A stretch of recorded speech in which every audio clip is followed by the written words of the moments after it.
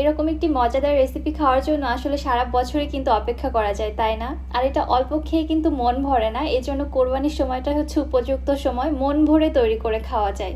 আসসালামু আলাইকুম everyone, welcome back to my channel. আজকে আমি তৈরি করব গরুর মাংস দিয়ে চাটকারা বটি কাবাব। এটা খেতে কত যে মজা সেটা আসলে যে না খেয়েছে সে কিন্তু বুঝবে না। গরুর মাংস দিয়ে যে এত মজাদার একটি রেসিপি বানিয়ে খাওয়া যায় সেটা কিন্তু অনেকেই জানে না, তবে এটা আমার বাসায় হিট একটা রেসিপি। প্রতি বছর কোরবানি ঈদ আসার জন্য অপেক্ষায় থাকে সবাই।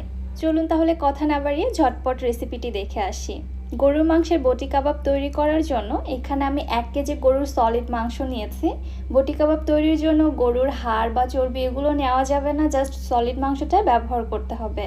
আর মাংসের পিসগুলোকে আমি রেগুলার কাট করে কেটে নিয়েছি।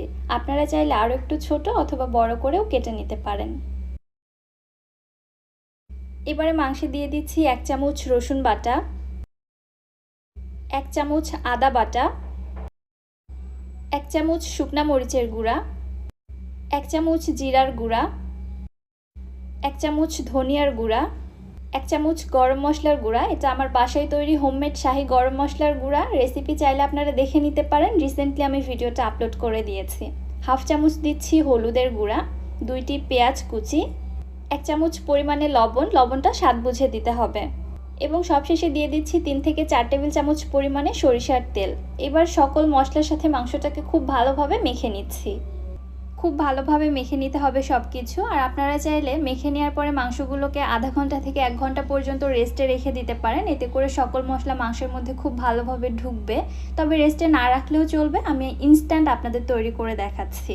খুব ভালোভাবে মিশিয়ে নিয়েছি। এবারে মাংস সেদ্ধ হওয়ার জন্য এর মধ্যে দিয়ে দিচ্ছি 2 কাপ পানি।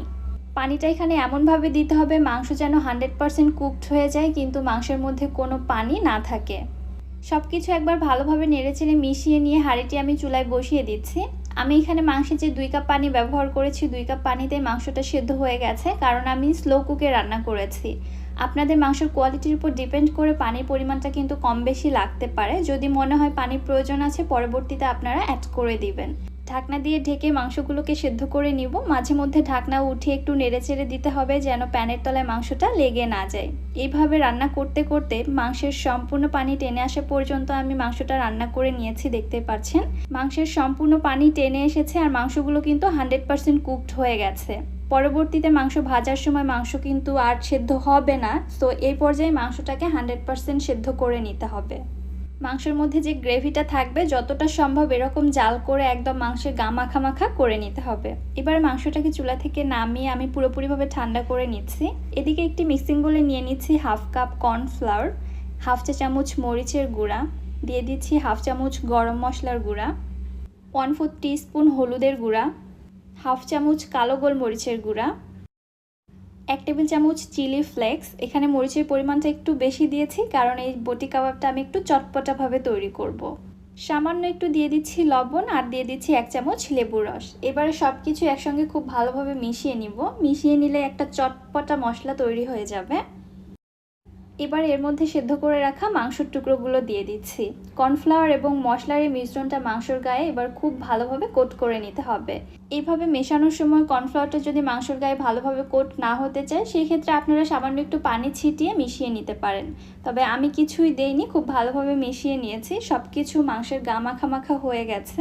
সো এবারে চলে যাচ্ছি এগুলোকে ফ্রাই করে নেওয়ার জন্য। আমি আজকে এগুলো তেলেও ভেজে নিব, আবার আপনাদেরকে এয়ার ফ্রায়ারেও ফ্রাই করে দেখাবো। TQIU ব্র্যান্ডের এয়ার ফ্রায়ারে এগুলোকে তেল ছাড়া ফ্রাই করে নিব। যারা তেলে ভাজা খেতে পছন্দ করেন না তারা চাইলে এইভাবে এয়ার ফ্রায়ারে ফ্রাই করে নিতে পারেন। তেল ছাড়া অল্প সময়ে পারফেক্ট খাবার রান্না করার জন্য TQIU ব্র্যান্ডের এই এয়ার ফ্রায়ারটা কিন্তু একদম বেস্ট। আপনারাও যদি এই জাদুর প্রোডাক্টটি নিতে চান, পেজটি আমি ক্যাপশনে মেনশন করে দিয়েছি, ভিজিট করে আসতে পারেন।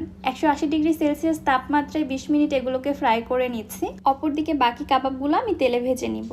চুলায় একটি প্যানের মধ্যে পর্যাপ্ত পরিমাণে তেল গরম করে নিয়েছি। এবারে একে একে কাবাবগুলো তেলের মধ্যে ছেড়ে দিচ্ছি। একটু গরম তেলের মধ্যেই দিতে হবে, এছাড়া কিন্তু কোটিংটা খুলে আসতে পারে। এরপরে উল্টে পাল্টে কাবাবের মধ্যে সুন্দর একটা কালার আসা পর্যন্ত এবং উপরটা ক্রিস্পি হওয়া পর্যন্ত ভেজে নিচ্ছি। আপনারা আপনাদের পছন্দ মতো ভেজে নিতে পারেন, তবে ভেজে নিতে কিন্তু খুব একটা বেশি সময় লাগবে না, 2 থেকে 3 মিনিট সময় লাগবে সুন্দর একটা কালার আসা পর্যন্ত এবং উপরটা ক্রিস্পি হওয়া পর্যন্ত।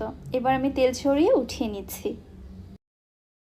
এদিকে এয়ার ফ্রায়ারে যে কাবাবগুলো ফ্রাই হতে দিয়েছিলাম মাশাআল্লাহ সেগুলো সুন্দরভাবে ফ্রাই হয়ে গেছে, একদম চুলার মতো একটা কালারও চলে আসছে, তাই না? দেখলেন তো তেল ছাড়াও কত ইজিলি এই কাবাবগুলো তৈরি করে নেওয়া যায়।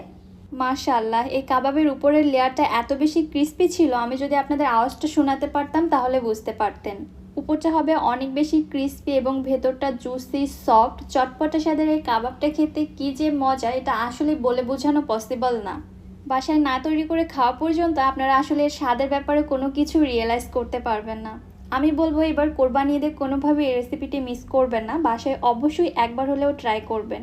রেসিপিটা আপনাদের কাছে কেমন লাগলো অবশ্যই আমাকে কমেন্ট করে জানাবেন। ভিডিওটি ভালো লাগলে যারা আমার ইউটিউব চ্যানেল থেকে ভিডিওটি দেখছেন চ্যানেলটি সাবস্ক্রাইব করে দিবেন, এবং যারা ফেসবুক পেজ থেকে দেখছেন পেজটিতে একটি ফলো দিয়ে দিবেন। আজকের মতো তাহলে এখানেই বিদায় নিচ্ছি। সবাই ভালো থাকবেন, সুস্থ থাকবেন। আল্লাহ হাফেজ অ্যান্ড ঈদ মোবারক।